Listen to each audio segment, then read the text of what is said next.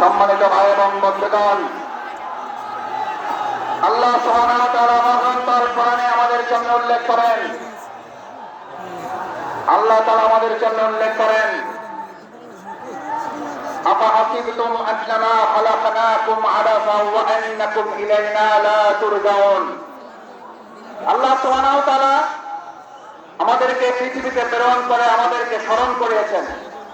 তোমরা কি মনে করো যে তোমাদেরকে এমনিতেই অর্থহীন ভাবে, টার্গেটলেস, এইমলেস, গোল শূন্য, কোন উদ্দেশ্যহীন ভাবে তোমাদেরকে আমি পৃথিবীতে প্রেরণ করেছি?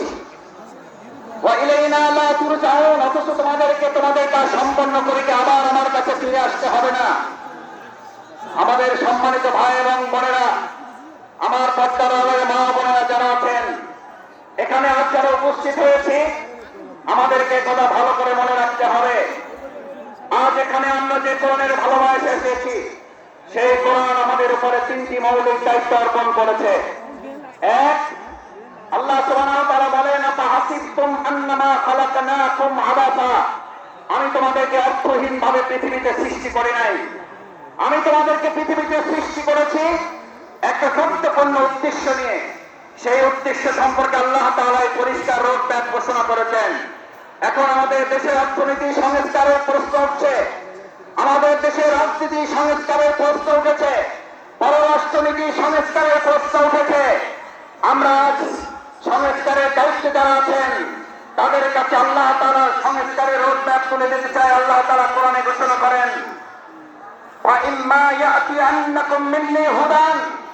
আমি এই পৃথিবীতে মানুষকে প্রেরণ করে তাকে একটা রোড ম্যাপ দিয়ে দিয়েছি। এই রোড ম্যাপের মধ্যে তার রান্নাঘর থেকে শুরু করে তার সংসদ ভবন পরিচালনার পর্যন্ত সমস্ত ধরনের উল্লেখ করে দিয়েছে। সুবহানাল্লাহ।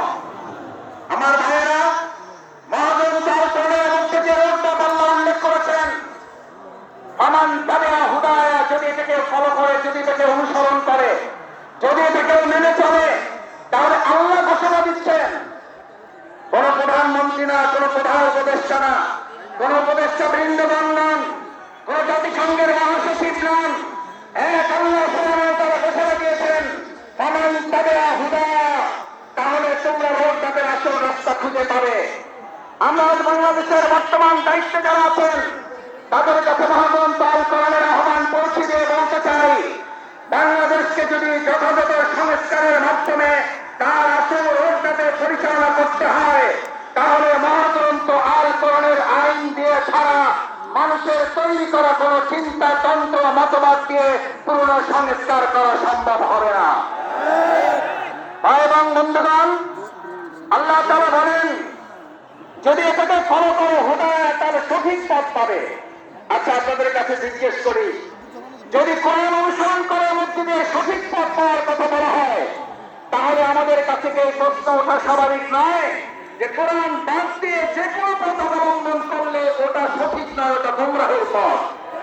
কোরআন যদি আল্লাহর পথ হয়, তাহলে কোরআনের বাইরে যা মত আছে, পথ আছে, সমস্ত মত এবং পথ ইবলিসের পথ।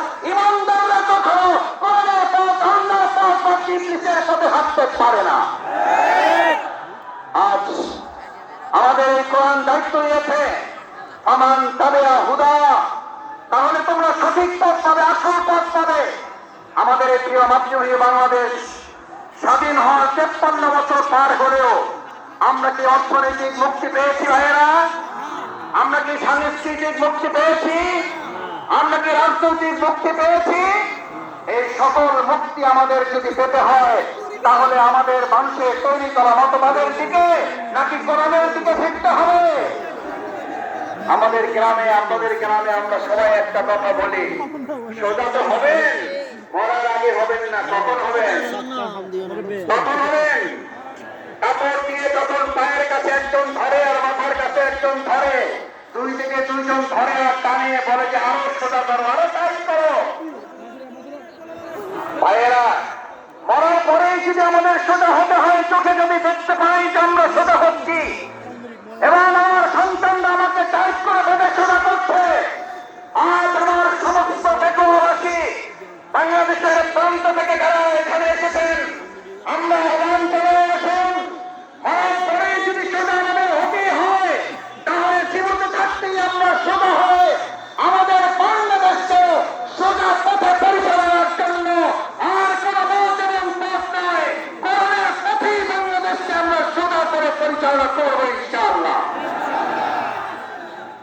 দ্বিতীয় যে দায়িত্ব আল্লাহ তাআলা আমাদেরকে দিয়েছেন, ফামান তাবিআ হুদায়া ফালা খাউফুন, কোনো ভয় নেই তোমাদের। আমার ভাইয়েরা আমাদেরকে ভয় দেখিয়েছেন, আমাদেরকে ভয় দেখিয়ে আমাদের আজকের প্রধান মুফাসসির মাওলানা ডক্টর মিজানুর রহমান আজারীকে দেশ ছাড়তে বাধ্য করেছিলেন। আজ এসে দেখে যান আপনি নেই, আমাদের ডক্টর মাওলানা মিজানুর রহমান শুধু নেই, তার লক্ষ লক্ষ ভালোবাসার মানুষেরা পেকুয়া শুধু নয়, গোটা বাংলাদেশের আলো ছড়িয়ে দিয়েছে।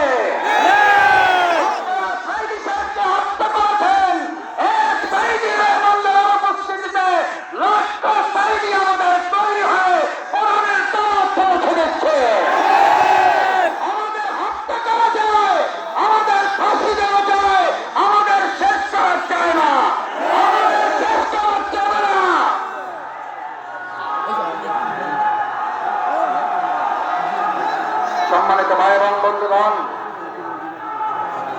সম্মানিত ভাই এবং বন্ধুগণ,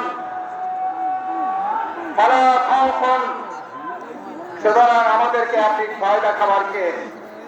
যারা আমাদেরকে ভয় দেখিয়েছেন, 17 বছর এই বাংলাদেশের 18 কোটি নাগরিককে আপনারা ভয় দেখিয়েছেন। শেষ পর্যন্ত আপনারা ভয় দেখাতে দেখাতে এতটা ভয় পেলেন যে আপনারা দেশের জেলখানায় পর্যন্ত জায়গা হলো না, আপনাদেরকে দেশ ছেড়ে পালাতে হলো। আল্লাহ তাআলা নিশ্চিত করেছেন, ফালা খাউফুন, তোমাদের ভয় পাওয়ার কোন দরকার নেই। কারণ যারা আল্লাহকে ভয় করে তাদের দুনিয়ার আর কাউকে ভয় করতে হয় না, বরং গোটা দুনিয়া তাদেরকে ভয় করে। ফালা খাউফুন আলাইহিম ওয়ালা হুম ইয়াহজানুন। আল্লাহ সুবহানাহু ওয়া তাআলা শুধু ভয়ের ব্যাপারে আপনাকে নিশ্চিত করে নাই, আল্লাহ তাআলা বলেন, আমার এই ভয়ে যদি তোমরা উত্তীর্ণ হতে পারো, এক আল্লাহকেই যদি ভয় করতে পারো, কোন গুলি বন্দুককে যদি তোমরা ভয় না করো, তাহলে আমি আল্লাহ তোমাদেরকে এবার দ্বিতীয় নিশ্চয়তা দিচ্ছি, ওয়ালা হুম ইয়াহজানুন, তোমাদের আর কোন রকম দুশ্চিন্তা উদ্বেগ উৎকণ্ঠায় ভুগতে হবে না। আলহামদুলিল্লাহ, বিগত 15 বছর আপনারা ত্যাগ এবং কোরবানি নির্যাতন নিপীড়নের মুখে থেকেছেন। এই পেট্রোলবাসী, এই চট্টগ্রামের বন্দর নগরীর মানুষেরা জীবন বাজি রেখেছেন, কিন্তু কোন গুলি বন্দুক ফাঁসির কাছে আমাদের ভাইয়ের মাথা নত করে নাই বলে আজ আল্লাহ তাআলা উদ্বেগ উৎকণ্ঠা এবং স্বস্তির মধ্যে আমাদের এই সুন্দর একটা প্রোগ্রামের আয়োজন করার তৌফিক দিয়েছেন। এটা কার পুরস্কার? কার পুরস্কার? আমাদের পূর্ণ পুরস্কার এখনো আমাদের হাতে আসে নাই। আমাদের আসল পুরস্কার আল্লাহ ঘোষণা করেছেন, বিসমিল্লাহির রহমানির রহিম, ইযা জাআ নাসরুল্লাহি ওয়াল ফাতহ, যখন আল্লাহর সাহায্য এবং বিজয় আসে। কার সাহায্য? কার? কোন পার্শ্ববর্তী রাষ্ট্রের, প্রশাসনের, সেনাবাহিনীর, র্যাবের সাহায্য? কার? নাসরুল্লাহ, ইযা জাআ নাসরুল্লাহি ওয়াল ফাতহ, যে আল্লাহ আমাদেরকে সাহায্য করেন সে আল্লাহ তাআলা বলেন, আমি যখন কাউকে সাহায্য করি তার বিজয় ছাড়া অন্য কিছু হতে পারে না। নাসরুল্লাহ, ইযা জাআ নাসরুল্লাহি ওয়াল ফাতহ, কারণ আমার সাহায্য যেখানে যায় গোটা দুনিয়া তার বিপক্ষে থাকলে বিজয় ছাড়া তার কিছুই হয় না। আজ বাংলাদেশে আল্লাহর সাহায্য এসেছে, গোটা কোরআনের রাষ্ট্রকে নেওয়া ছাড়া পূর্ণাঙ্গ বিজয় আমাদের হতে পারে না। আমাদের পূর্ণাঙ্গ বিজয় কি? আমাদের পূর্ণাঙ্গ বিজয় শুধু একজন এমপি হওয়া নয়, আমাদের পূর্ণাঙ্গ বিজয় শুধুমাত্র একজন মন্ত্রী হওয়া নয়, আমাদের পূর্ণাঙ্গ বিজয় শুধুমাত্র একজন রাষ্ট্রপতি হওয়া নয়, আমাদের পূর্ণাঙ্গ বিজয় শুধু একজন প্রধানমন্ত্রী হওয়া নয়, আমাদের পূর্ণাঙ্গ বিজয় শুধুমাত্র ইসলামী দল ক্ষমতায় যাওয়া নয়, আমাদের পূর্ণাঙ্গ বিজয় হচ্ছে আলা লাহুল খালক ওয়াল আমর, সৃষ্টি যার, আইন চলবে তার। আমার ভাইয়েরা, সৃষ্টি যার, আইন চলবে তোমার। আইন চলবে কার? আইন চলবে কার?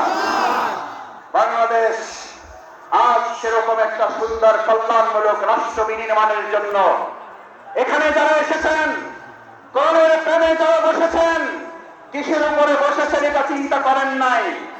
আপনার মাথার উপরে ফ্যান আছে, লাইট আছে, বাতাস আছে, নাই চিন্তা করেন নাই। আজ এখানে যারা এই কোরবানি পেশ করে কোরআনের ভালোবাসায় সমবেত হয়ে গায়ে গায়ে লাগিয়ে লক্ষ লক্ষ জনতা এখানে হাজির হয়েছেন, এই লক্ষ জনতা যদি আজ একটা আহ্বান এখান থেকে নিয়ে যেতে পারেন, রাসূল করিম সাল্লাল্লাহু আলাইহি সাল্লাম এরকম মজলিসকে সামনে রেখে আমার মুসল্লিয়ানে কিরামগণকে উদ্দেশ্য করে, এই জামানাকে উদ্দেশ্য করে রাসূল করিম সাল্লাল্লাহু আলাইহি সাল্লাম সাহাবীদেরকে স্মরণ করালেন।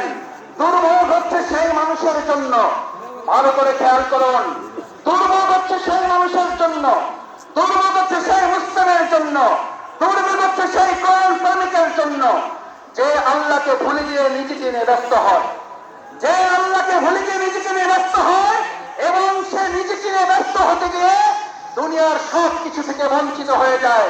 আমরা কি দুনিয়া থেকে বঞ্চিত হয়ে নিজেকে ব্যস্ত হয়ে